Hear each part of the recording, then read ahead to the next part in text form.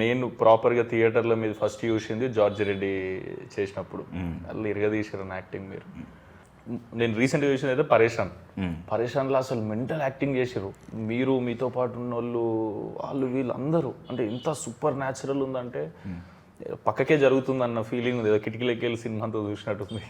అంటే మీరు ఎంచుకున్న మీరు పర్సనల్గా చేసినవి, ఇప్పుడు జార్జ్ రెడ్డి అంటే అందులో ఆపోజిట్ క్యారెక్టర్ చేసారు కదా, ఇప్పుడు మసూద అయినా ఇదైనా గ్రేట్ ప్రీ వెడ్డింగ్ షో అయినా, ఇప్పుడు నేను ట్రైలర్ చూసినాక భాష నాతో ఫస్ట్ చెప్పిండు కూడా ఇట్లాంటి కాన్సెప్ట్ ఒకటి చేస్తున్నా సుమంత్ అని.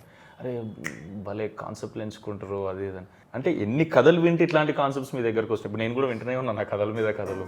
ఎంత కాదన్నా టెంప్లెట్ జోన్లోనే ఉంటున్నాయి చాలా.